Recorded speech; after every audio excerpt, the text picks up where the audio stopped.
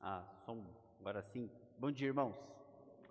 Privilégio estar com os irmãos mais uma vez, para a gente continuar aqui nosso terceiro encontro, nossa terceira aula sobre esse assunto, sobre a relação do cristianismo e da política, né? Qual que é a relação que a gente tem visto, tá?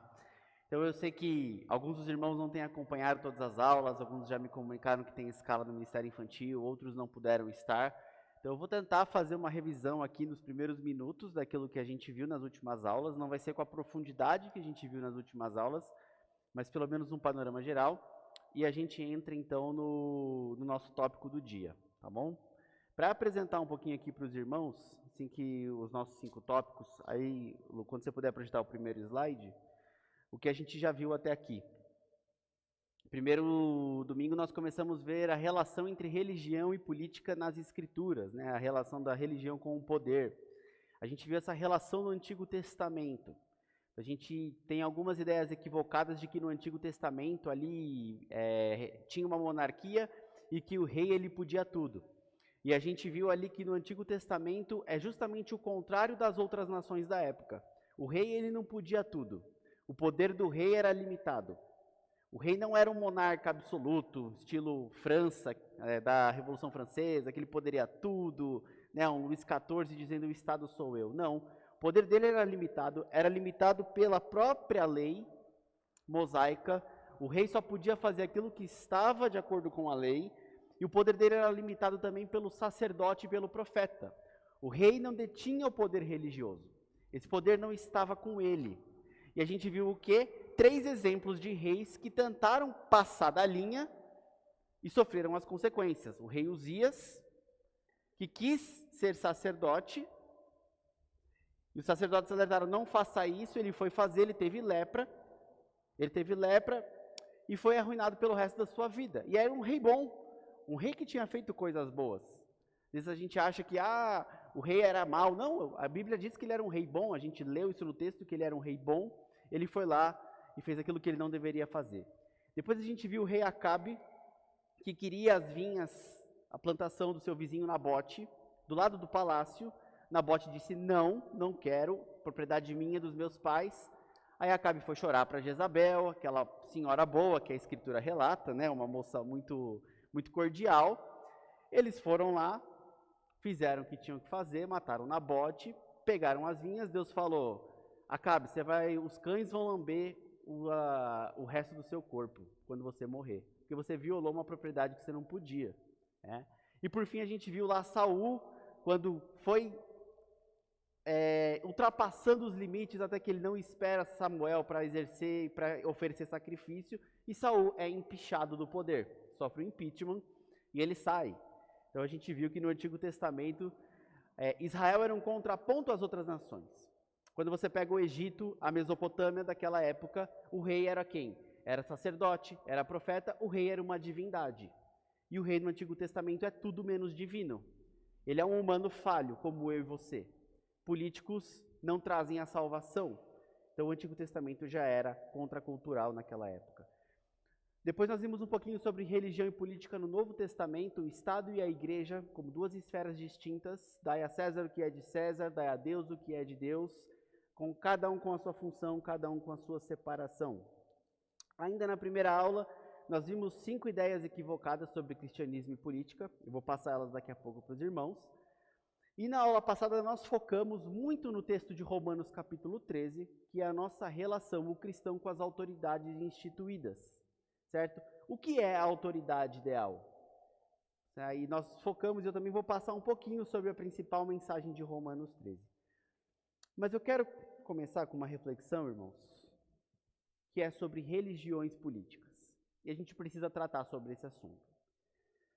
É o segundo fato essa semana, e quando eu ministrei essas aulas parecidas com essas na PIBA em julho, agora desse ano, tinha acontecido o primeiro fato, de assassinato por motivações políticas. E a gente vê quem é envolvido na briga, sempre um petista e um bolsonarista.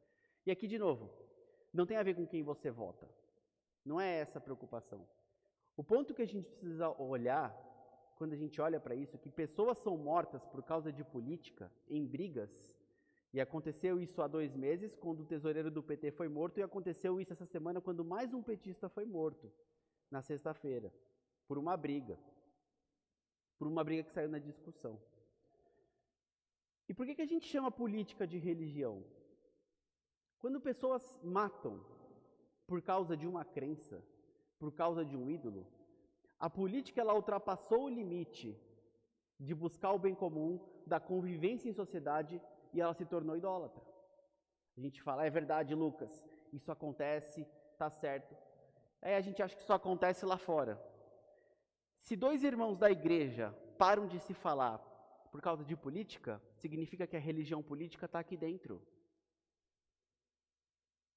A gente precisa tomar muito cuidado para a gente sair e para a gente ver como é que está o nosso coração em relação a esse tema. E como é que a gente tem levado isso.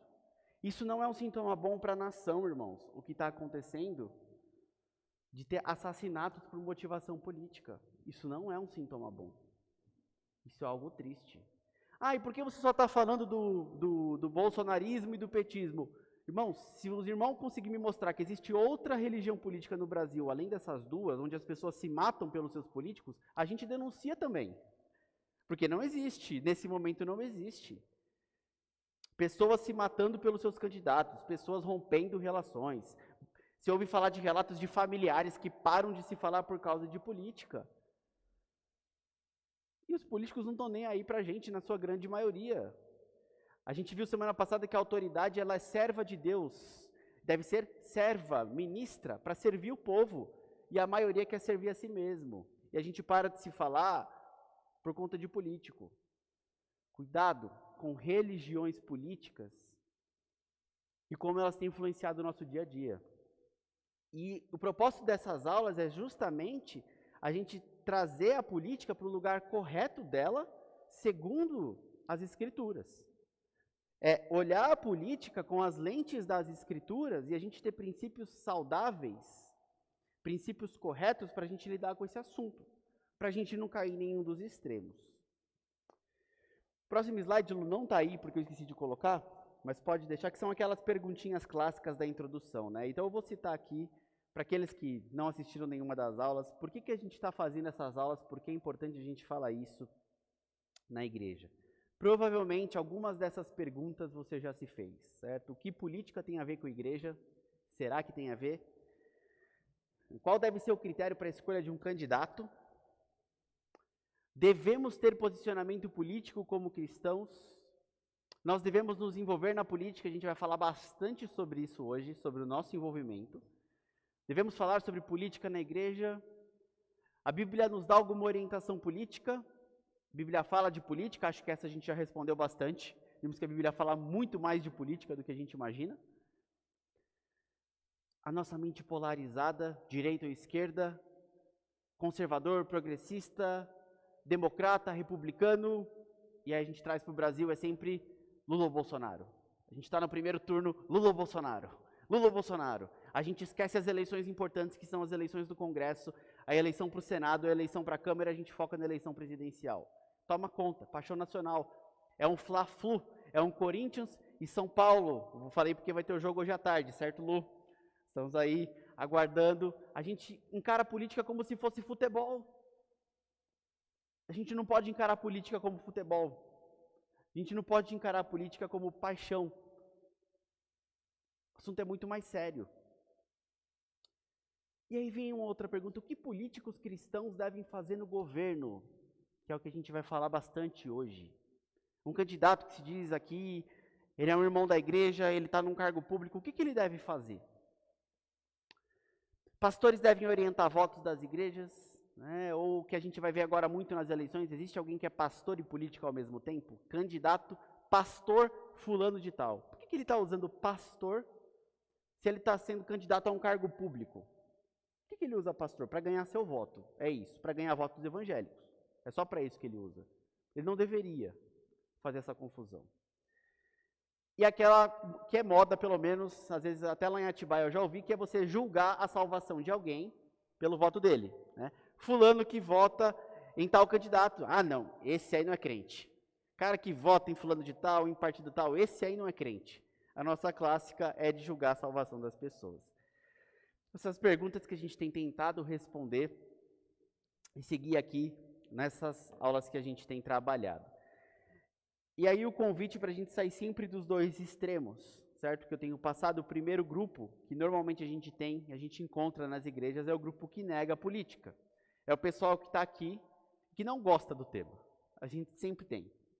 Pessoal que não suporta ouvir falar sobre política, considera a política como algo, abre aspas, secular, algo que é do mundo e não deveria estar na igreja quando a gente tem uma ideia equivocada sobre esse assunto. Usam desculpas piedosas, aparentemente piedosas, né? Nossa cidadania não é desse mundo, portanto política não é importante. Aí você vai falar, não, a Escritura fala que a nossa cidadania não é desse mundo. Exatamente. Pedro vai falar que nós somos peregrinos. E aí nós lemos na semana passada o texto de Jeremias 29, quando o povo de Israel estava cativo na Babilônia. E Deus fala para eles o quê? Busquem a paz na cidade, trabalhem na cidade, como se fosse a nação de vocês. Eles eram o quê? Peregrinos, exilados. E eles deveriam trabalhar pelo bem da cidade, da nação. Aí a gente faz um argumento contrário. No Novo Testamento, eu não sou peregrino, eu não me envolvo com as coisas da cidade, com a política. É justamente o contrário. A nossa cidadania celestial se manifesta na terrena, onde nós vamos ser sal e luz nesse mundo. Nós vimos diversos exemplos do Antigo Testamento. Daniel era um político. Estava na corte, no palácio. Esther era política. Fez política para salvar o seu povo de um genocídio. Nós temos Mordecai no final do livro de Esther, assumindo liderança de governo. José e diversos outros exemplos no Antigo Testamento de políticos. É que a palavra ficou ruim. A palavra político, a gente tem uma conotação negativa. Mas ela não é negativa. O problema é politicagem. O problema é roubar. Não político. Tá? E aquela devemos nos preocupar com pregação do evangelho e não com política. A gente já viu também um pouquinho sobre isso. Não são coisas opostas. Não é porque você faz uma que você para de fazer a outra. Não, muito pelo contrário, a gente também vai falar um pouquinho mais sobre isso hoje. E aquela tese de confundem a soberania de Deus com fatalismo, ignoram totalmente a responsabilidade humana. Uma leitura muitas vezes equivocada de que não importa o que a gente faça, o curso da história não é alterado, certo? Então não importa, eu não vou votar, eu não vou me importar com nada. E a gente tem visto que a gente só tem liberdade religiosa hoje. Não tem um policial aqui do Estado vendo o que está sendo pregado na igreja, porque cristãos não pensaram assim nos últimos 5 séculos. E porque tinham cristãos muito envolvidos na política, na elaboração de códigos, na elaboração de leis, na elaboração de política saudável, na elaboração de Estado laico, que permite a gente estar aqui tranquilo, hoje, no Brasil, sem ter preocupação que vai ter um policial vendo o que o Luiz vai pregar no culto da noite. Só que tem países do mundo que não é assim. A gente tem que lembrar que não é assim em todos os países do mundo. E por que a gente tem esses privilégios? Fruto de irmãos cristãos nossos do passado que se importavam com a política. Então, é muito importante a gente saber disso, tá bom?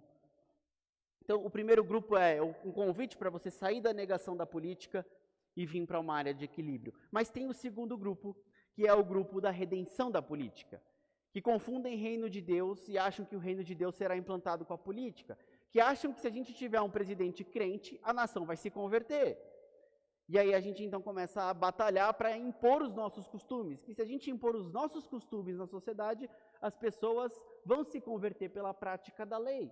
Quando a gente aprende corretamente na igreja que evangelho é uma transformação do coração, e ele precisa ser pregado por pessoas, pela igreja, e não forçado pelo Estado. Um outro sintoma de que você acha que a política ela é redentora é que você tem seus representantes políticos e seus partidos como infalíveis. Fale mal do meu cônjuge, mas não fale mal do meu político de estimação. Péssimo sintoma. Quando a gente não consegue fazer crítica a um político ou a um partido. Mas a gente consegue criticar o pastor da igreja, o irmão da igreja, a nossa família, mas a gente não critica o nosso político. Não fale mal do meu político. Estou exagerando ou é isso que a gente vê aí fora? Sintomas de religião política extremamente perigosos. E aí o convite para esse segundo grupo é: saia desse extremo da política como uma religião e venha entender como a gente pode ter uma perspectiva saudável da Escritura. A gente tem falado sobre isso, então isso aqui ainda faz parte da revisão, tá bom? Uma definição de política que eu coloco em todas as aulas para tirar essa ideia de que política é algo ruim, que foi feito pelo jurista Johannes Althusius, escrita em 1604, aqui no ambiente da Reforma Protestante, influenciado pelo calvinismo, não só pelo calvinismo, mas por outros movimentos ali da época. E essa obra aqui é traduzida em português, mas o texto é de 1604. E ele dá a melhor definição de política que eu já li até hoje, que eu já vi. Que política é a arte de reunir os homens entre si para estabelecer vida social comum, cultivá-la e conservá-la. Política é o que permite a convivência em sociedade de pessoas tão diferentes e tão distintas. Então, política é algo bom, política não é ruim. Mas o pecado, depois de Gênesis 3, ele está em todas as áreas. Ele está na política também. Mas o pecado não está só na política. O pecado está na igreja. O pecado está no seu trabalho, o pecado está na sua casa, na sua família. O pecado pode estragar tudo. Então, política não é algo ruim. O pecado é ruim. E o pecado estraga todas as áreas boas da criação de Deus. Ainda na primeira aula nós vimos 5 ideias equivocadas sobre a política. A primeira é: o governo deve impor a religião. Aquela ideia de Estado cristão que eu mencionei aqui, vamos fazer uma cruzada evangélica, vamos impor os nossos costumes. Irmãos, o que a gente espera com isso? Que as pessoas se convertam? Não vão. Não vão, a gente vai produzir um moralismo. Então, cuidado com essa ideia de que o governo deve ter uma religião oficial. Jesus nunca obrigou ninguém a segui-lo. Não há uma menção no Novo Testamento que obrigue as pessoas a estarem numa igreja. O evangelho é pregado. Aqueles que respondem, vêm. Aqueles que respondem não, não vêm. Então, cuidado com essa ideia equivocada de que um governo ou um presidente que seja um crente, ele vai resolver e ele vai converter as pessoas. A gente vai ver por que a gente tem essa ideia equivocada e a gente vai ver que isso não tem base bíblica. Segundo, o governo deve excluir a religião.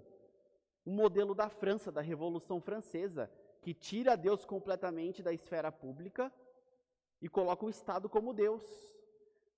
Você já reparou naquilo? A gente vai falar alguma coisa porque a gente é contra o aborto, por questões de convicção ou coisas do tipo, falar, deixa a sua fé lá fora, que o Estado é laico.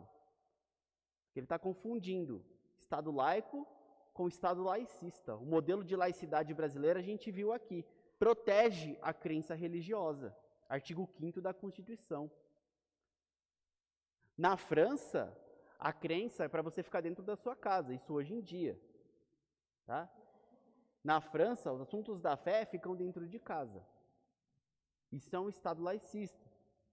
Se você tem curiosidade sobre esse assunto, eu recomendo essa obra que saiu ano passado, da editora Vida Nova, A Laicidade Colaborativa Brasileira. Se você quer entender o conceito de Estado laico, os modelos diferentes, né, qual que é o modelo da França, o modelo dos Estados Unidos, o modelo do Brasil, vale muito a pena a leitura dessa obra.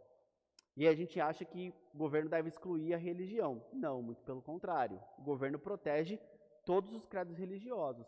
O Estado brasileiro ele é laico porque ele não protege nenhuma religião, especificamente. Ele protege todas iguais. Ele não privilegia, não dá privilégio para nenhuma. Ele protege todas, tá bom? Terceira mentira é que todo governo é perverso e demoníaco. A gente viu que não. Romanos capítulo 13, Deus instituiu o Estado. Deus instituiu as autoridades para proteger quem faz o bem e para punir quem faz o mal. Então é uma mentira a gente falar que todo governo é perverso e demoníaco. Quarta mentira que a gente viu, ideia equivocada, dedique-se à evangelização e não à política. Nós cristãos somos chamados a fazer boas obras, a ser sal e luz na sociedade. E isso também será feito por meio da política, não é fazer política e esquecer a evangelização. Nem dedicar-se à evangelização e não fazer política.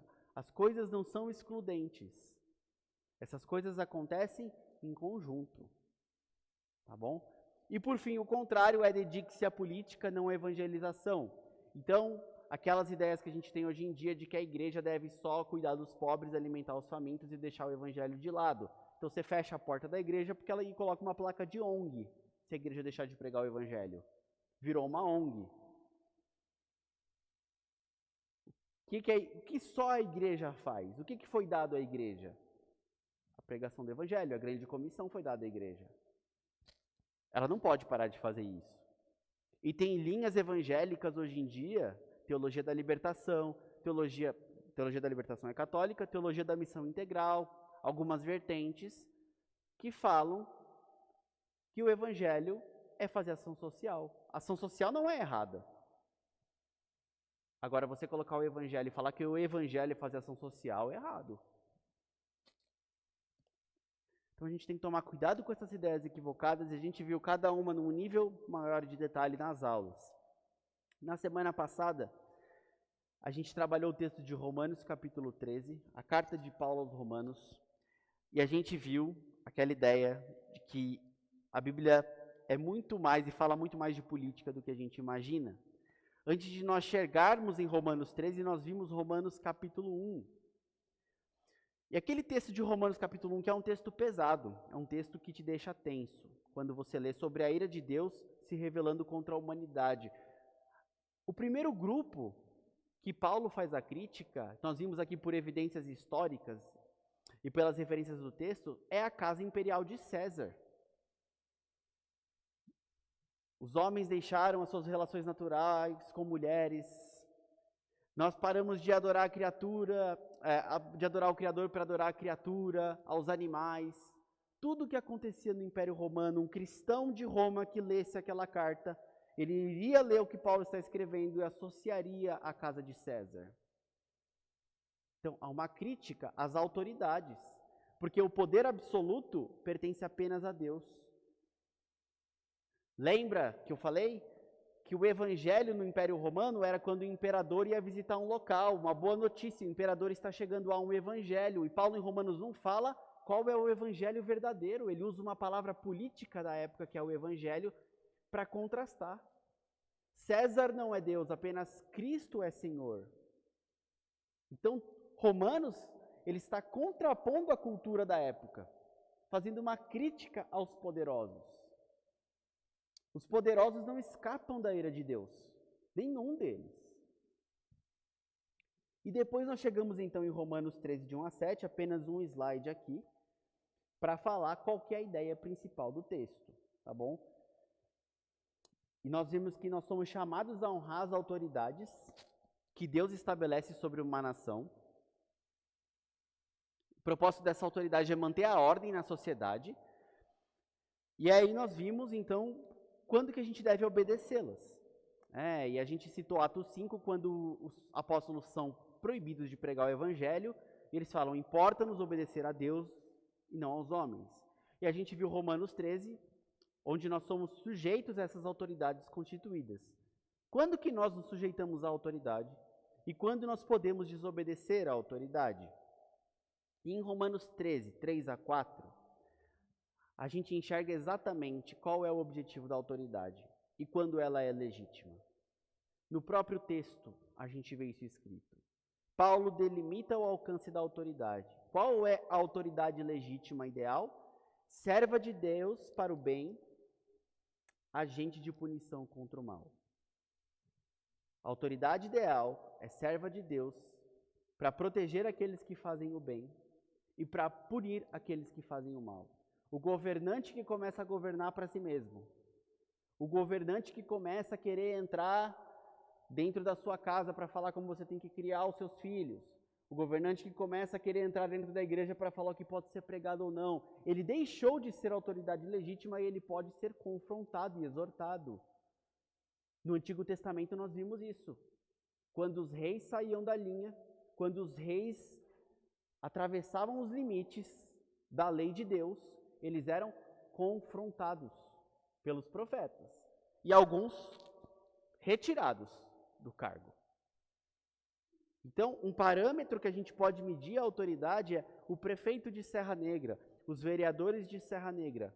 Eles têm buscado servir ao povo de Serra Negra? Ou eles têm buscado servir a si mesmos?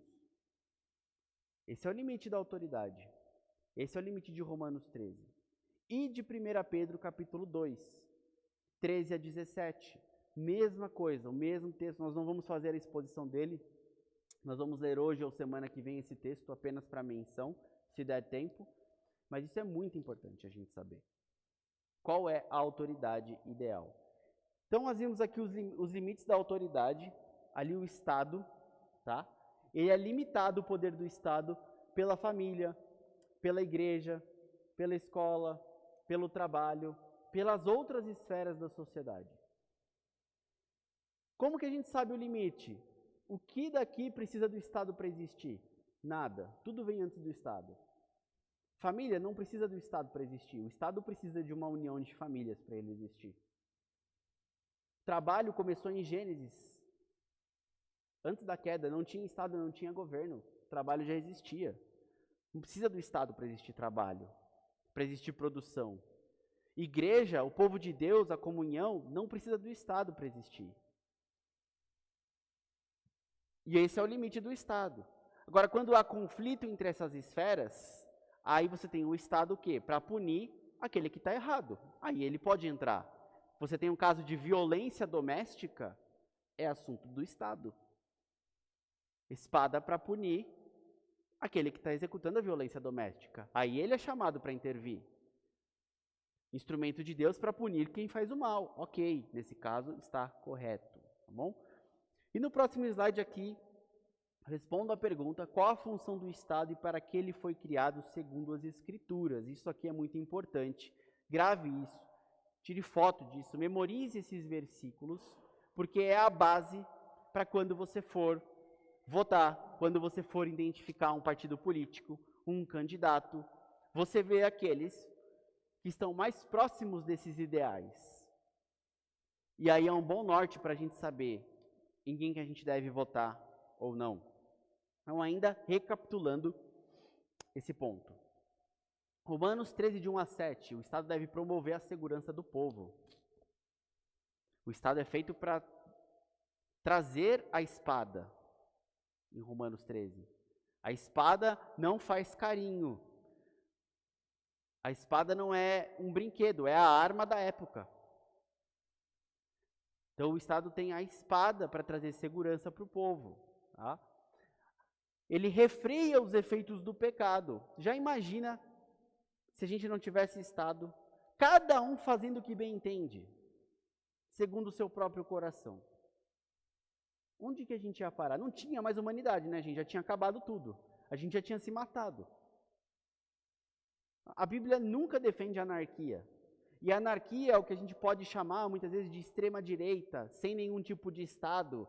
Detestamos o Estado, coisas do tipo. Opa, peraí, a Escritura fala do Estado. Então a gente tem que tomar cuidado com isso. O Estado usa, ele é criado para refrear os efeitos do pecado. Ministro de Deus para exercer justiça. Provérbios 16:10 diz assim: nos lábios do rei se acham decisões autorizadas, que ele seja justo ao pronunciar uma sentença.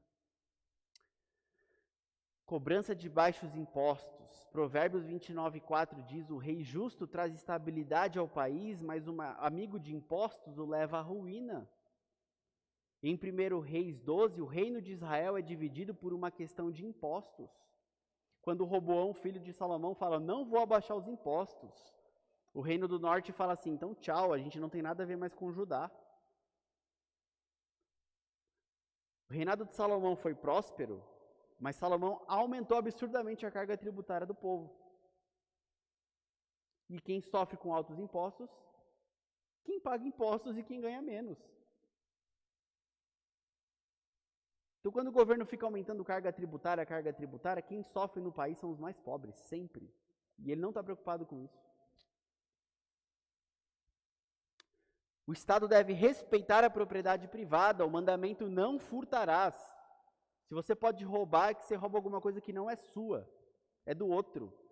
E a gente viu isso evidenciado em 1 Reis 21, quando Acabe quer roubar as vinhas de Nabote. Propriedade privada, o rei não podia, nem o rei em Israel podia. Respeita a propriedade privada.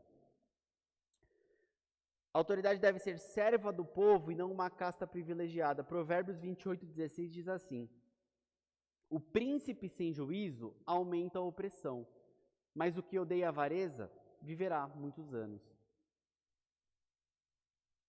Já viu alguma coisa no Brasil de governante que se enriquece? Já viu alguma coisa de gente que foi pego com dinheiro na cueca no aeroporto? Já lembra? Não sei o que de dinheiro desviado. Governantes votando para aumentar os próprios salários com o povo sofrendo. Ah, quem fez isso? Todos. Estou falando do executivo, do judiciário e do legislativo. Todo mundo. A maioria. Porque a maioria que está lá não está preocupada de verdade com o povo. A maioria que está lá não entende o que é servo, o que é servir ao povo. O problema do Brasil, financeiro do Brasil, orçamentário do Brasil, não é a corrupção. A corrupção desvia muito dinheiro. É folha de pagamento e previdência da elite do funcionalismo público brasileiro. Não estou falando de você que é professor, de você que é policial. Estou falando de quem está lá em cima. É absurdo o salário deles. Vai ver algo que chama reforma administrativa no Congresso brasileiro. Reforma administrativa é você acabar com esses planos de aposentadoria de milhões. É você reduzir isso e você direcionar o orçamento para quê? Para a saúde, para a educação, para onde você precisa. Por que ela não passa em governo nenhum ali? Está travada no Congresso. Promessa, ó. Só vai passar quando o Congresso tiver uma maioria que queira reduzir o poder dos políticos. Por isso, a importância do voto do legislativo. A gente fica mantendo os mesmos, essas reformas não andam. Colocar pessoas lá que vivem da política, ele nunca vai querer perder os benefícios dele. Mas quando tem pessoas que não precisam da política e estão entrando para ajudar, essas não têm problema nenhum de reduzir o poder dos políticos, de reduzir os benefícios. Esse é o problema. E por fim, Provérbios 29:2 diz: quando os justos se multiplicam, o povo se alegra. Quando o ímpio domina, o povo lamenta. Governantes ruins trazem lamento para o povo. Sabedoria bíblica norteando escolhas políticas. E, gente, Provérbios foi escrito há milhares de anos atrás. Então a gente vê que o Brasil ele não inventou nada, mas ele aperfeiçoou muita coisa. Como diriam alguns historiadores, o escândalo do Petrolão foi o maior escândalo de corrupção desde a época de Nabucodonosor na Babilônia. A gente aperfeiçoou muita coisa no Brasil, mas a gente não inventou a corrupção. Ela já existe. Provérbios 31, 8 e 9.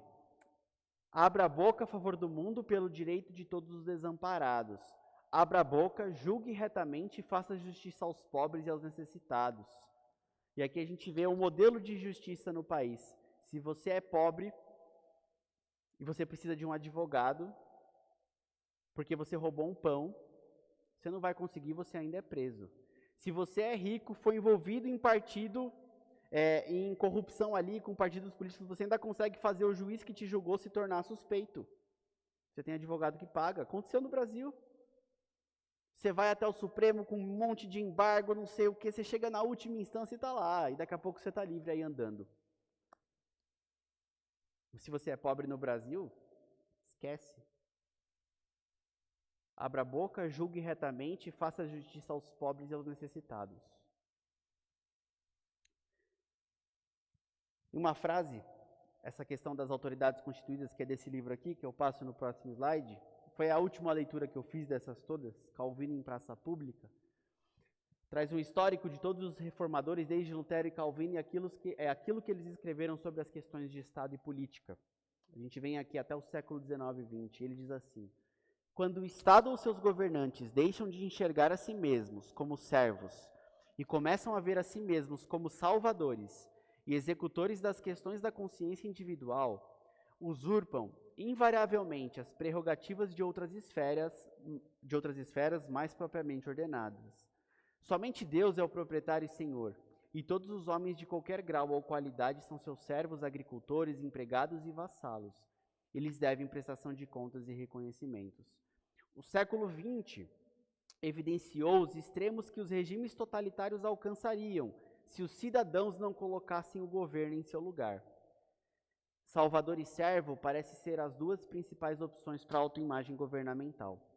Aqueles que estimam o pensamento de Calvino estarão em permanente vigilância contra as reivindicações messiânicas feitas pelo Estado. Deus criou o Estado para ser servo.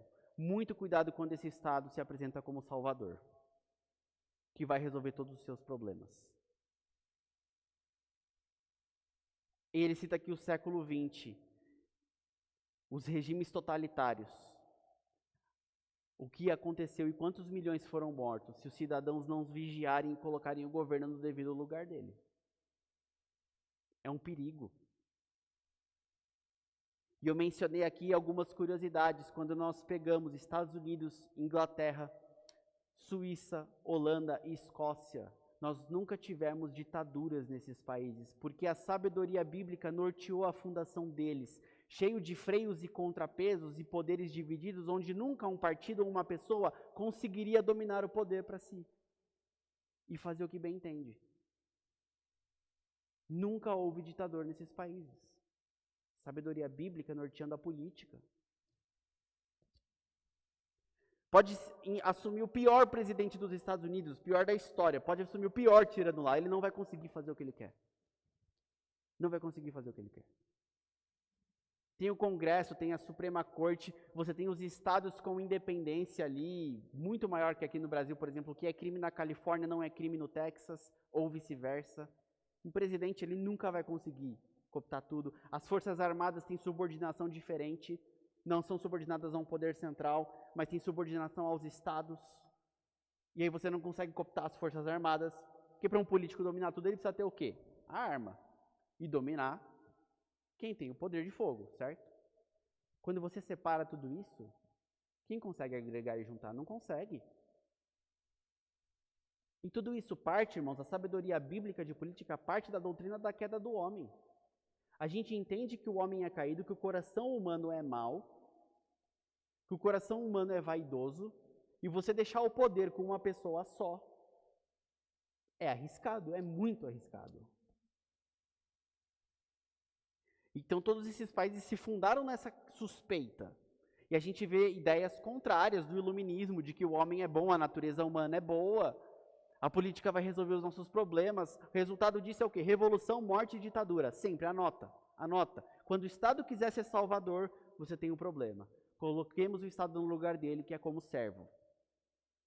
Essa é a principal diferença. Feito isso, irmãos, agora sim eu entro no tópico da aula, mas ele é um pouquinho mais curto. Dei essa revisão, esse apanhado geral, que é sobre a atuação cristã na esfera pública, tá bom? A gente entra agora, então, no tópico 5, na atuação cristã na esfera pública. E para isso, quero reforçar o conceito que a gente viu nas últimas aulas. Pode passar o próximo gráfico, Lu, por favor? A gente precisa entender muito bem o que é papel da igreja como instituição, o que é papel dos cristãos como indivíduos. Qual é o papel do Estado? Tá bom? Nós vivemos num mundo plural hoje em dia. Ainda não chegou um tempo onde todo joelho se dobrou e reconheceu Jesus como Senhor. Esse dia vai chegar, mas esse dia ainda não chegou. E nós temos Estado e Igreja. O Estado, meus irmãos, foi criado para refrear os efeitos do pecado, proteger quem faz o bem, punir quem faz o mal. A gente viu, base bíblica. Estudamos isso.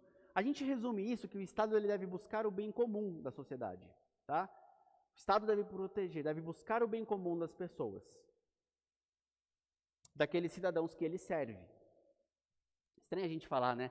No Brasil, cidadãos que o Estado serve, porque o Estado é tão servido aqui que você fala, dói até o coração quando a gente fala isso, mas ele deveria fazer. E o Estado tem o poder coercitivo.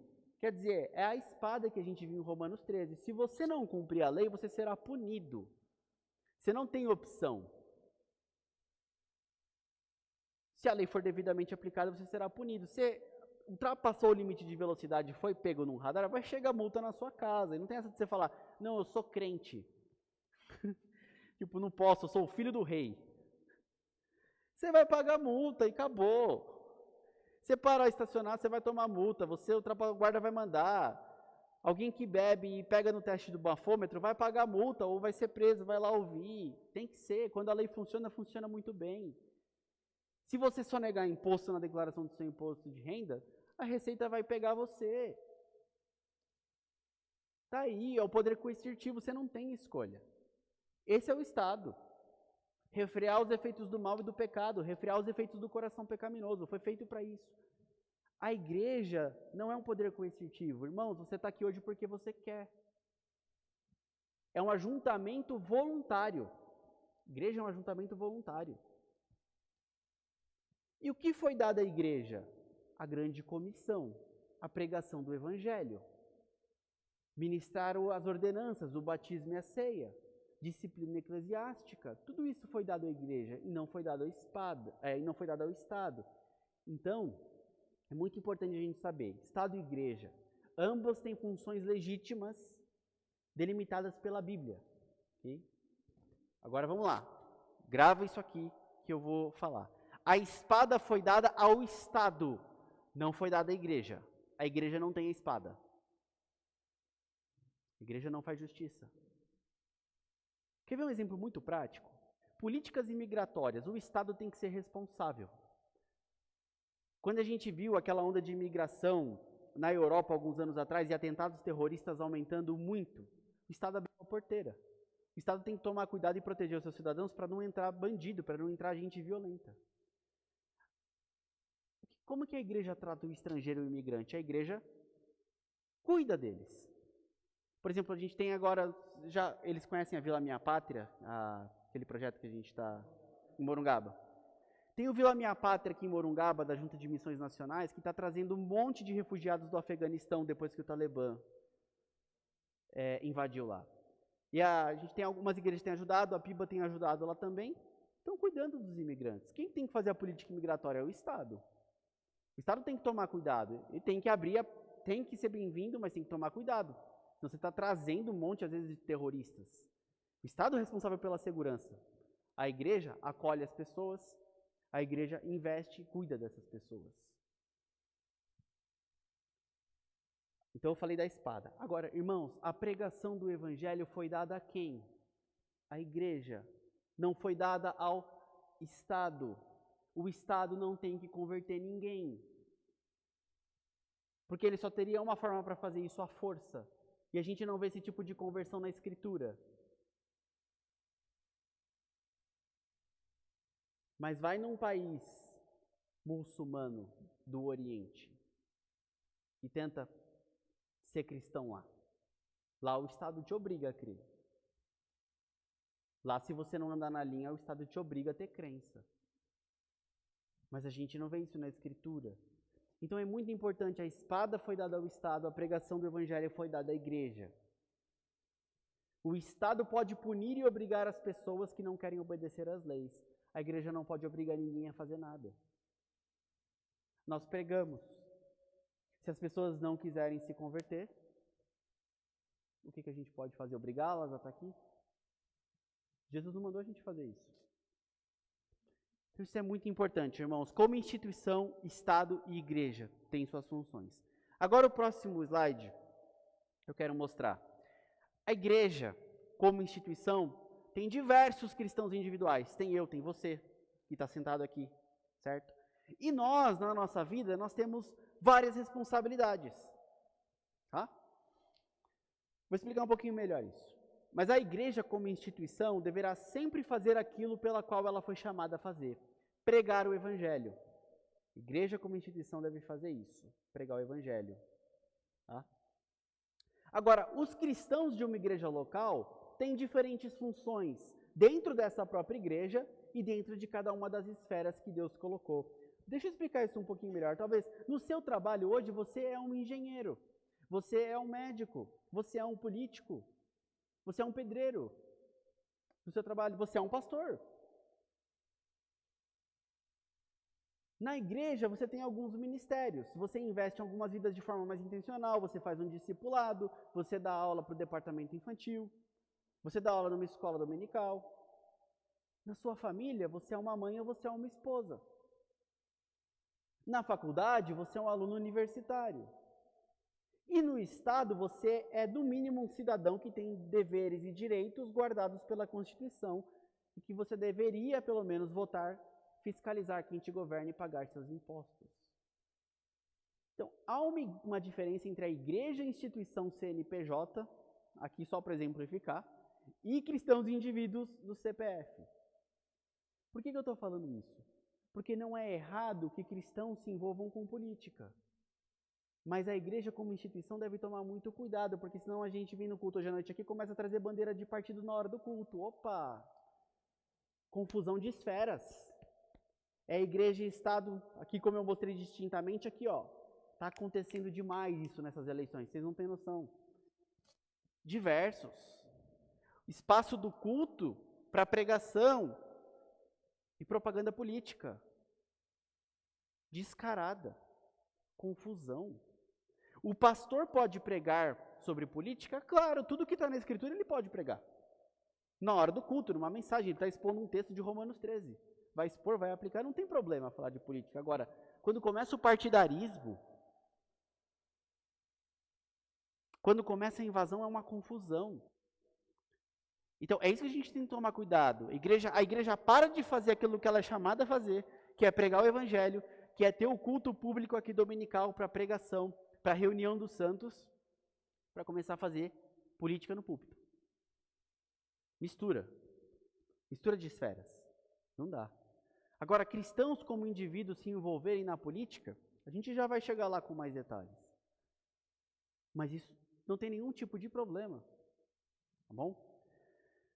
E aqui, continuando esse exemplo aqui que eu dei, a igreja, por exemplo, tem seus líderes, tem os pastores, tem os presbíteros. E é muito claro o que eles devem fazer. E o que eles têm que fazer, pastores presbíteros? Zelar por aquilo que a igreja é chamada a fazer. Certo? A igreja prega o evangelho, a igreja proclama o evangelho, ela faz a grande comissão. Os líderes da igreja devem zelar por quê? Para que a igreja faça sempre isso, pregue o verdadeiro evangelho. Eles cuidam do verdadeiro evangelho. Pastores e presbíteros zelam pela boa doutrina, pela disciplina, pela comunhão. Eles instruem. Eles devem fazer isso.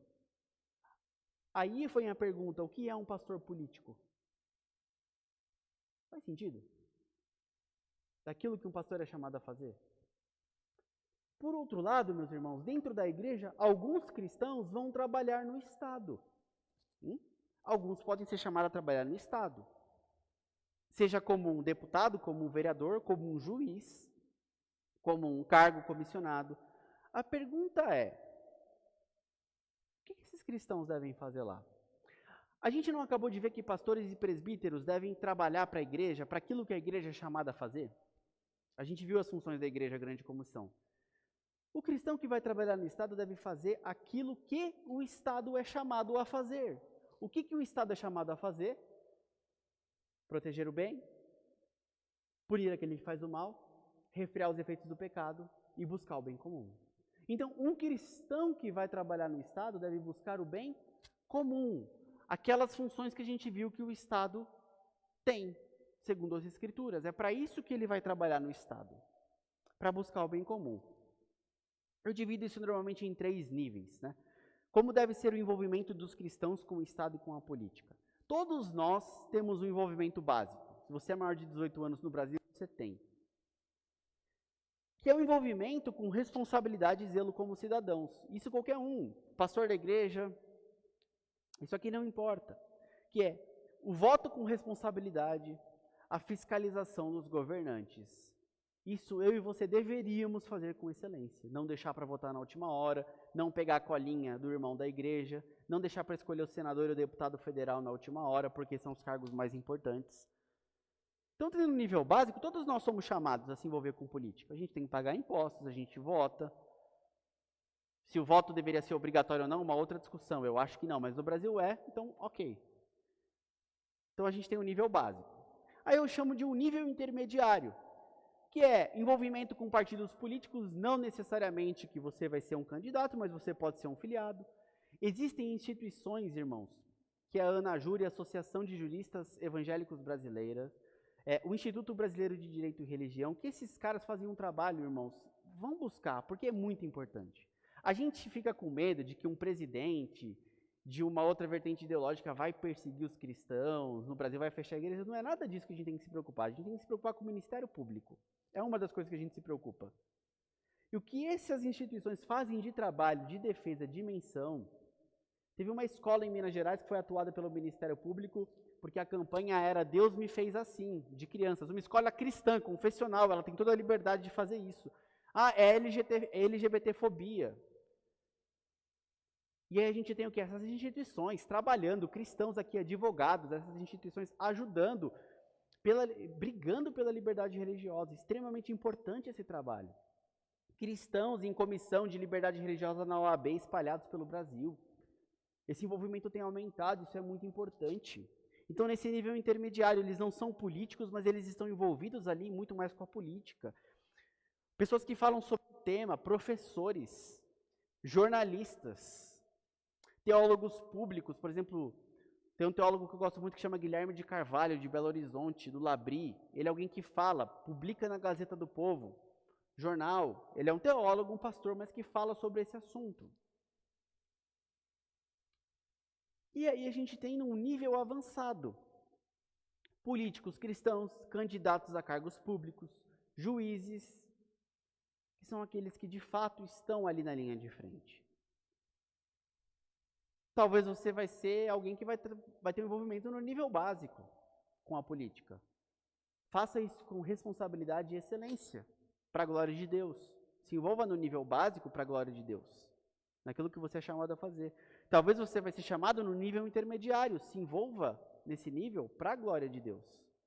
Talvez você vai ser chamado no nível avançado, para ser um candidato, para fazer política partidária, se envolva com isso para a glória de Deus. Tá? Então a gente tem esses níveis diferentes de cristãos e indivíduos, e que muitas vezes se confunde com a atuação da igreja como instituição. É isso que a gente não pode confundir, e é isso que a gente tem que separar. Bom? E aí eu quero fazer aqui uma aplicação prática, meus irmãos, que é o que tem sido a atuação dos evangélicos no país. E aqui é muito triste, que a gente vai constatar. A gente já provavelmente ouviu falar da bancada evangélica no Congresso Nacional. O líder dessa bancada é o deputado Sóstenes Cavalcante. Tem uma declaração dele aqui do começo do ano, e olha o que ele diz, meus irmãos. Imaginem só, numa legislatura inteira, se conseguíssemos dobrar a frente parlamentar, não porque elegemos 2 vezes o número, mas porque cada parlamentar evangélico conquistou um não evangélico para pertencer à nossa frente. Esse será um dos grandes desafios desse ano, disse Sóstenes, que iniciou sua gestão em uma comissão da Câmara, onde a bancada evangélica costuma organizar cultos pela manhã. Se cada parlamentar evangélico conquistar um não evangélico para a nossa frente, sabe para onde a gente voltou? Período das cruzadas. Período das cruzadas. O que é isso?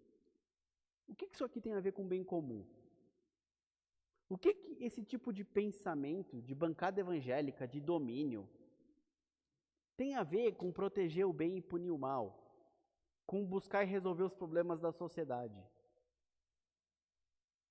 Esse sentimento de vamos converter as pessoas pela espada. E aí a gente vê muitas vezes a gente brigando por coisas. A gente acha que o evangélico no poder, eu brinco lá em Atibaia, a cidade dos morangos, tem uma rotatória bem grande lá perto do centro, no Lago do Major, que está escrito assim, tenho morango, Atibaia. E eu digo que lá é assim, né? Tem gente que acha que um cristão, lá um vereador da cidade, um prefeito cristão, tem que tirar aquele morango e colocar uma Bíblia ali. Aí Bíblia Atibaia. Pronto, aí ele fez o trabalho de um cristão. Tem gente que pensa assim, mas está errado. A gente viu qual é a função do Estado. Um cristão tem que estar lá para quê? Para buscar o bem comum. Para trabalhar pelas pessoas. Aí a gente viu aqui a bancada evangélica no final do ano passado, não, nós somos contra a legalização dos jogos de azar no Brasil, que hoje, na verdade, eles existem, mas é um monopólio do Estado. Loteria é um jogo de azar e é um monopólio do Estado. A ideia, o que alguns querem é defender que que a iniciativa privada tome conta. E a bancada evangélica é contra. É contra até... então a gente pode fazer aqui uma... como é que a gente vai dizer? Vamos abaixar ou isentar vocês de IPTU. Né? Igrejas, essas coisas. Então a gente não se importa tanto com a legalização dos jogos, né? Se vocês isentarem IPTU. Que convicção que é essa? Por que você é contra jogos, legalização dos jogos? E aqui eu estou só falando do posicionamento da bancada. Porque vai fazer mal para o povo, mas se abandona tanto essa convicção quando eles oferecem algum tipo de privilégio para a sua igreja? Estranho esse tipo de atuação. Ou a gente viu lá também, teve uma época que teve uma briga na internet, né? O Dia Nacional do Evangélico. 31 de outubro, que é o dia da Reforma Protestante. Tem uma lei, o Dia Nacional do Evangélico. E aí o pessoal começou a brigar, porque o Bolsonaro sancionou o Dia Nacional do Evangélico. Só que tinha sido a Dilma que sancionou isso. O pessoal começou a brigar por isso. E por mais que a briga para mim seja tonta, a minha pergunta é, gente, para que serve o Dia Nacional do Evangélico? Para que serve? Alguém me fala. Né? Não, mas com o Dia Nacional do Evangélico, milhões vão se converter. Tá, vão. Então, assim, a gente fica com um tipo de lei, e agora foi a última, assim, né? Câmara aprova projeto de lei que proíbe qualquer alteração nos textos da Bíblia. O medo deles é que os homossexuais iriam alterar as escrituras ali para validar a prática do homossexualismo. Meus irmãos, sabe quem vai ter problema com essa lei mal feita pelos evangélicos no Brasil? As editoras, a Sociedade Bíblica do Brasil, porque eles têm que revisar o manuscrito a cada quantos tantos anos, eles se revisam para ver as versões, eles precisam fazer isso, essa lei vai dar problema para eles. Eu mencionei um pouquinho aquela questão do tópico. Toma cuidado com liberdade, quando a gente quer censurar algum tipo de coisa, porque a roda gira e essa censura que hoje você acha que é boa para você, amanhã ela vem contra você. Se os caras quiserem adulterar a Bíblia, acho que Apocalipse, no final do verso, no capítulo 22, deixa bem claro o que vai acontecer contra aqueles que alterarem as palavras desse livro, contra aqueles que modificarem as palavras de Deus. Aí você faz uma lei, ainda faz uma lei burra que vai confundir as pessoas. Eu estou mostrando um pouquinho disso, irmãos, porque parece que a bancada evangélica é isso hoje em dia. Cadê os cristãos exemplos? E eu vou mostrar dois aqui, exemplos rapidamente na história, que batalharam pelo bem comum, que ajudaram a resolver os problemas da população, os problemas da cidade. Então a gente tem que tomar muito cuidado com isso. E eu trago dois exemplos aqui, duas biografias muito importantes. Eu não sei se os irmãos conhecem, mas primeiro é a história de William Wilberforce, que viveu na Inglaterra de 1759 a 1833. William Wilberforce servindo na esfera pública para o bem comum. Vou contar um pouquinho aqui sobre ele apenas. Tá bom? Ele se converteu em 1784. E após experimentar essa conversão, ele foi convertido por John Newton. John Newton é autor do hino Preciosa Graça, que nós cantamos na igreja. E ele foi convencido pelo John Newton que Deus queria que o William servisse na política, na esfera pública, em vez dele entrar para o ministério pastoral. E aí o Wilberforce decidiu dedicar toda a sua força e juventude, todo o talento que ele tinha, a um único objetivo, que consumiria toda a sua vida: a abolição do tráfico de escravos na Inglaterra. O Wilberforce relutou um pouquinho com isso, mas depois de pensar muito, ele concluiu que Newton estava certo. Ele entendeu que Deus chamava ele para ser um parlamentar na Câmara dos Comuns, que é a Câmara dos Deputados da Inglaterra. E ele disse assim, numa dos seus textos: na minha caminhada na vida pública, meu negócio está no mundo, é necessário que eu me misture nas assembleias dos homens e me envolva com a política. E outro que influenciou ele foi John Wesley. Wesley também tinha esses diálogos com Newton e com Wilberforce, e tinha convicção de que não havia maior pecado no Império Britânico do que o terrível e abominável tráfico de escravos. William Wilberforce teve uma atuação na Câmara dos Comuns da Inglaterra para resolver um problema real da nação. E ele e seu grupo de parlamentares e amigos também ajudaram a fundar escolas cristãs para os pobres, reformar as prisões, combater a pornografia, realizar missões cristãs no estrangeiro e batalhar pela liberdade religiosa. Ele batalhou por tudo isso, mas ele foi mais conhecido pelo seu compromisso de acabar com a abolição da escravidão e do comércio de escravos. Exemplo piedoso de bem comum de um cristão atuando. Nós olhamos para a história nos ajuda muito a entender essas questões. É muito diferente do que a gente vê de bancada evangélica hoje em dia no Brasil. Esse é o primeiro exemplo, é William Wilberforce, vale a pena pesquisar e ler um pouquinho mais sobre ele. O segundo, que eu chamo a atenção, vale muito a pena, e foi um dos nomes que eu tive o primeiro contato sobre essa questão da política, que foi Abraham Kuyper. Agora que eu ajeito o microfone, melhora o som, né? No final da aula. E o Kuyper tem um livro dele aqui, que eu coloquei a foto, que é O Problema da Pobreza.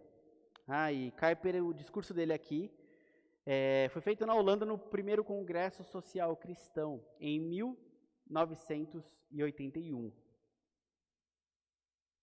1881, gente, tá errado isso aqui.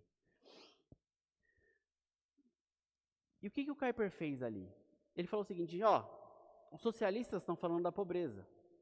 Está todo mundo falando da pobreza. Escuta, a gente não vai falar sobre esse assunto?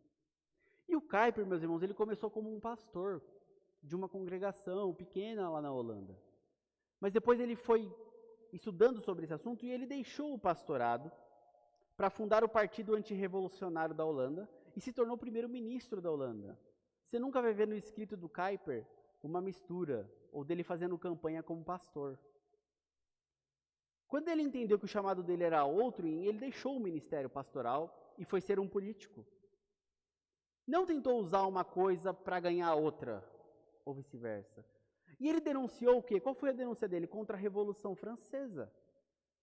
Porque a Revolução Francesa era uma revolução, uma visão religiosa anticristã da sociedade. E ele falava que a revolução, além de ser contra o cristianismo, essa fé revolucionária rompeu os laços sociais que organizavam a Europa. Eu sei que você aprende no ensino médio do Brasil que a Revolução Francesa é a melhor maravilha do mundo. Mas, assim, aqui no Brasil a gente não ouve o outro lado da história, tá? A gente não ouve aqueles que criticaram a Revolução. Infelizmente, não. Infelizmente, não. O movimento da Revolução, que proclamava autoridade absoluta, acabou por conta disso, conduzindo o quê? A tirania absoluta. Cabeças cortadas, guilhotina. E o que ele aponta aqui? O problema é que esses movimentos começam pela raiz errada, identificam um problema errado e propõem falsas respostas à questão social. E ele dizia o quê? Para o cristão, o diagnóstico e a resposta devem ser feitos por uma abordagem bíblica, que coloquem a soberania de Deus sobre todas as coisas. Qual que é o problema da revolução? Ela não identifica o problema do pecado, ela identifica alguma causa interna. Por exemplo, Marx diz que é a questão da luta de classes, a questão da opressão. Ninguém fala de pecado. E aí você tenta dar um remédio que não é o evangelho. E o que você tem normalmente nos regimes assim? Sangue. Sangue, você morre muita gente. Então ele chamou todo mundo e falou, vamos discutir o tema? Vamos discutir o tema? E ele queria tratar o tema da pobreza, o tema da opressão. E olha o que ele denunciou aqui. Ele foi um político, ele falou assim, ele listou várias medidas regulatórias que resultavam na dominação dos mais fortes sobre os mais fracos, subvertendo um dos grandes papéis do governo civil. O que aconteceu aqui?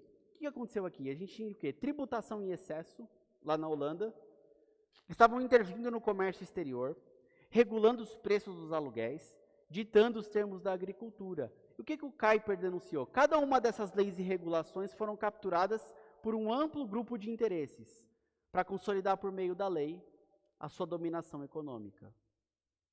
Então, em um ambiente regulado, alguns setores da economia geraram mercados concentrados, diminuíram a oportunidade para os pequenos realizarem uma atividade econômica. Em suma, os mais fortes dominavam os mais fracos por meio das relações de compadrio de governo, o que a gente chama hoje no Brasil de cartel. O que é um cartel, por exemplo, no Brasil? Você tem um órgão regulador como de telefonia. A telefonia já melhorou muito no Brasil, mas nenhuma empresa estrangeira pode entrar aqui. Só pode ter empresa nacional. Então você tem 4 grandes. Vivo, TIM, certo? Se você que é um pequeno empreendedor tentar entrar nesse mercado, você vai ter muita dificuldade. Ele é altamente regulado. Aí ele favorece o quê? Os amigos dele grandes.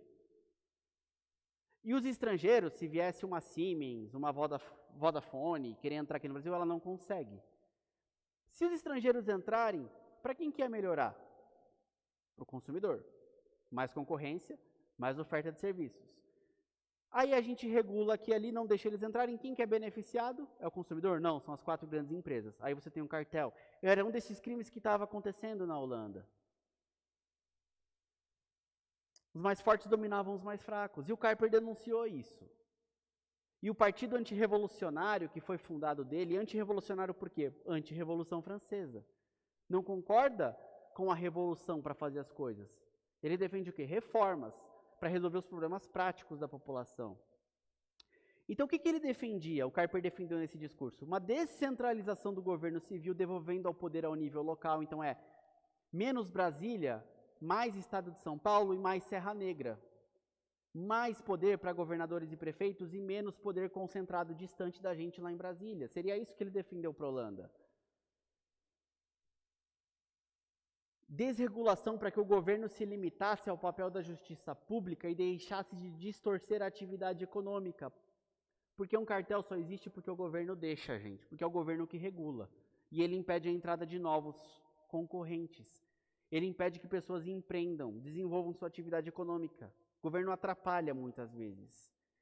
Essa distorção premia os poderosos e aumenta a aflição dos pobres, sempre. E ele denunciou isso. Era um congresso social cristão e não tem nenhuma ideia de esquerda aqui. Ele estava denunciando a pobreza. Só que, quando eu digo que é o pecado contamina as elites, mas ele contamina as classes mais baixas também. Olha um outro problema que acontecia lá. As classes economicamente mais frágeis, os mais pobres, se contaminaram com o quê? Com o fermento socialista. E a sua convocação para quê? Para a violência. Então, eu não vou cumprir o meu contrato de trabalho, eu vou fazer ameaça de greve. E nessa esfera do trabalho, os números e a força física tornavam o trabalhador mais forte que os empregadores. E aí, por outro lado, eu tinha o quê? A classe mais baixa querendo ser revolucionária. Isso vai acabar bem? Não vai acabar bem. Pecado, gente, distorce a elite, distorce os mais pobres, ninguém está isento. E o que o partido de Kuyper tentou fazer? Ele elaborou um código de trabalho para reequilibrar as forças nessa esfera. Previsões inéditas para permitir associações livres e voluntárias de empregados e também para resolver situações de conflitos. Inclusive quando os patrões fraudavam os salários dos pobres. Vamos conversar, vamos resolver, sem violência. Essa é a ideia de um político, que ele resolva os problemas das pessoas, que ele resolva essas distorções. O Kuyper exerceu isso como um governante exemplar. E ele defendia ainda alguns outros princípios dentro da sua visão política. Prática da misericórdia, sacrifício pessoal em favor do próximo, visão elevada da dignidade da pessoa humana, baseado no que somos todos criados à imagem de Deus. Então não pode haver racismo, não pode haver discriminação na sociedade, porque nós somos criados à imagem de Deus. Reequilíbrio das relações entre cada esfera no seu próprio assunto. O Estado cuida das coisas do Estado. Visão bíblica da propriedade privada como empréstimo de Deus. Socialistas dizem o quê? Propriedade é do Estado. Os liberais vão dizer o quê? Propriedade privada é absoluta. O Kuyper fala assim, nós cristãos não defendemos a propriedade a propriedade privada como absoluta. Porque tudo é de Deus. Deus é o dono do ouro e da prata. Nós cuidamos daquilo que Deus nos dá. O Estado não pode intervir. Mas o que nós temos aqui é Deus que nos dá. Ele é o dono primeiramente de tudo. Nós somos um mordomo. Deus é quem nos empresta. Então era assim que Kuyper fazia sua atuação. E ele ainda dizia, nós não podemos nem devemos nos desculpar por haver miséria entre nós. Igreja, gente, não pode deixar ninguém passar fome dos seus. Dentro da igreja não pode ter ninguém passando fome. Porque a igreja se manifesta em solidariedade. É o corpo de Cristo. E é interessante ainda quando a gente vai há 2000 anos atrás, lá no Império Romano, e a gente vê como que o Estado via a igreja. como que a igreja cuidava dos seus. O Luciano de Samosata é um pagão que escrevia várias obras lá nos primeiros séculos, e na morte do peregrino ele retratou a igreja cristã em sua sátira. Olha o que ele escreve sobre os cristãos da época. Veja o que ele escreve dos cristãos da época e tenta pensar na bancada evangélica de hoje, que eu citei aqui. Primeira coisa, toda manhã você veria uma multidão de velhas, viúvas e órfãos esperando fora da prisão, trazendo-lhe todo tipo de comida. São sempre incrivelmente rápidos em agir quando um deles se envolve com problemas como este. De fato, eles ignoram completamente seus próprios interesses. O legislador os havia convencido de que, uma vez que tinham parado de crer nos deuses gregos e começado a adorar aquele sábio crucificado deles e a viver de acordo com as suas leis, eles eram todos irmãos e irmãs uns dos outros. Na época do Império Romano, era assim que eles viam a sociedade cristã. Não como uma galera que fica gritando, buscando pelos seus interesses. Nossa, mas eles cuidam uns dos outros. E não só dos outros. Olha o que o imperador Flávio Cláudio Juliano falou no século IV. Nada tem contribuído mais para o avanço da superstição dos cristãos, claro, ele era um pagão, então ele entende como uma superstição, do que a caridade para com estranhos. Os galileus ímpios cuidam não apenas dos seus pobres, mas também dos nossos. Quer dizer, os cristãos da época cuidavam onde o Estado não conseguia cuidar, e isso servia de impacto para a sociedade. Eles buscavam o quê? O bem comum. A igreja sendo sal e luz do mundo. Quando a população em geral nota que uma igreja só existe em função de si mesma e dos seus membros, gente, a nossa mensagem não vai anunciar, não vai ter crédito para os de fora. E me parece que ali podemos aplicar a igreja local, mas a bancada evangélica e os evangélicos na política dá a impressão de que eles só estão preocupados com eles, com a cruzada, com os prosélitos, com aumentar o número. Que sal e luz é esse que não se importa com os outros? Mas quando os cidadãos notarem que os membros da igreja amam a cidade por meio das suas obras maravilhosas e sacrificiais, ficarão muito mais receptivos com a mensagem da igreja. Isso é uma reflexão, irmãos, para a gente fechar aqui, encerrar nossa aula e agora abrir para perguntas, que é sobre, olha o que a gente criou em relação a políticos cristãos hoje em dia.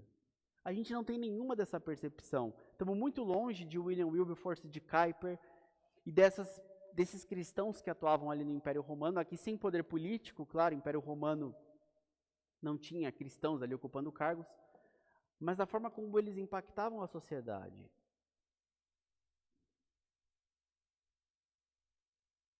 Então a gente tem que tomar cuidado.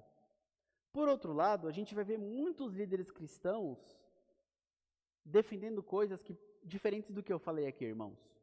Você vai ver.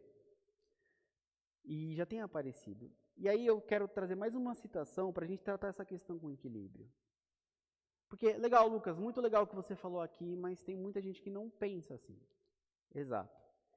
E aqui é mais uma conclusão do autor desse livro, e ele concluindo, ele diz assim: uma vez que todos os seres humanos têm cosmovisões, que é uma visão como você enxerga o mundo, inclusive visões políticas,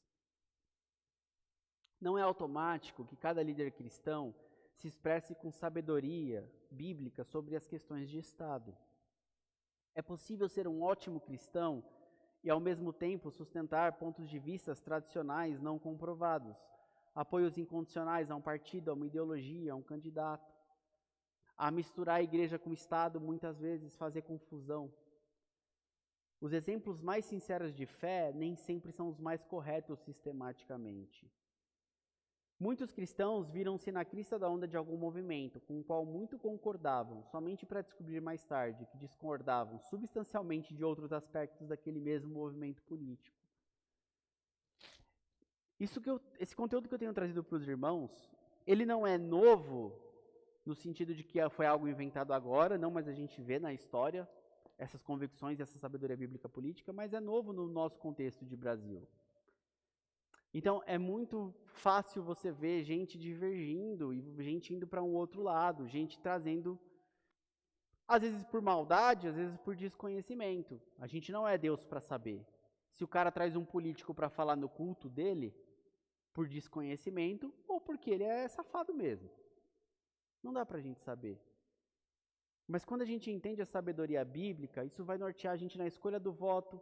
Se tem um irmão aqui da sua igreja que vai sair candidato, como orientá-lo, ao que você deve cobrar dele, como deve ser essa visão. Tudo isso ajuda a gente a ter sabedoria bíblica, de como um cristão deve atuar na esfera pública. E aí, volto para o slide, não é nada disso que é o último slide de atuação cristã na esfera. Isso não é nada disso que a gente tem visto.